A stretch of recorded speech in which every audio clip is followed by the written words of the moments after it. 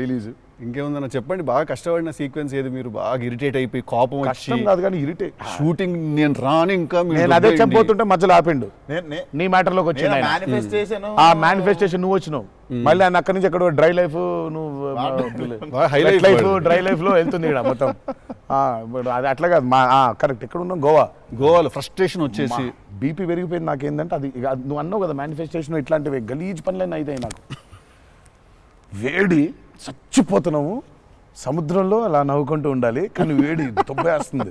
అంటే ఇంకా పైన అట్లా అట్లా లిట్టలు కట్టుందంటే వర్షం, ఇక నిప్పుల వర్షం కురిపిస్తుంది సూర్యుడు పైకి.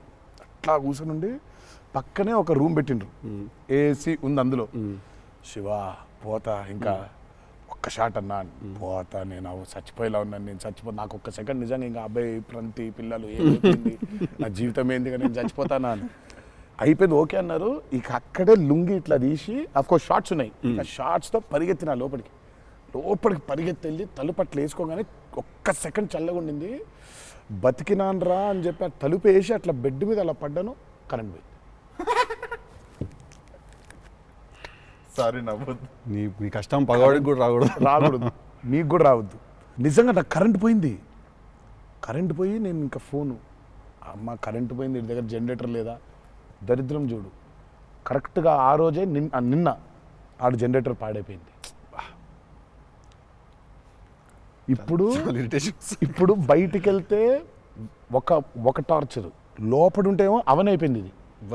ఇక ఇప్పుడు నేను లోపల, ఇప్పుడు బయట ఒక చికెన్ లాగా ఫ్రై అయిపోవాలా, తందూరు అవ్వాలా, లేకపోతే లోపల ఇడ్లీ లాగా స్టీమ్ అవ్వాలా.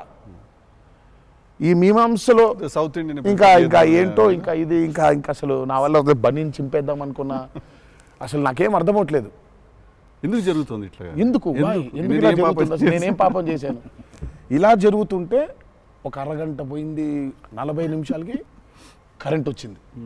40 నిమిషాలకి కరెంట్ వచ్చింది, షార్ట్ రెడీ అన్నారు. సరే ఇప్పుడు నేను చెప్తా, ఇంకా అవ్వలేదు.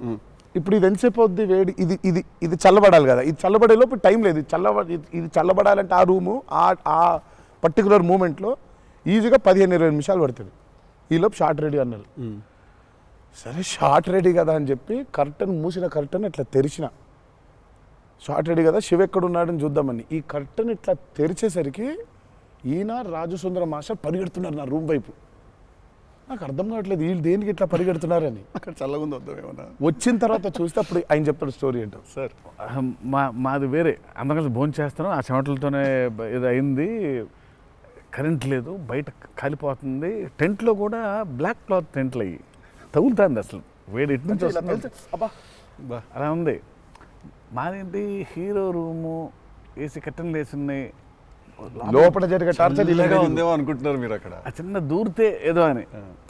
సరే కాసేపు రిలాక్స్ అవుతున్నారేమో, కట్టెలు వేస్తున్నాయి, ఇప్పుడు వెళ్ళి డోర్లు కొట్టి మరి తుఫాన్ వచ్చినట్టు బయట బాగోదులే అనే ఫీలింగ్లో ఉంటే వీళ్ళిద్దరు అట్లా వెయిటింగ్, ఇట్లా ఇద్దరు అలా వెయిటింగ్, కర్టెన్ ఎప్పుడు తెరుస్తాడా అర్థమైంది. చిన్న ఉన్నారు, చూస్తున్నారు మనల్ని, పరిగెత్తుదాం లోపలికి ఏసీ కోసమని. వచ్చాడు ఎక్కడికన్నా, చచ్చిపోతున్నా అన్న, అవ్వట్లేదండి, ఇక్కడ కూడా అట్లాగింది పరిస్థితి, ఏం పెద్ద లేదు, రండి ఇదే ఇంత వేడిగా ఉంది అన్నాడు.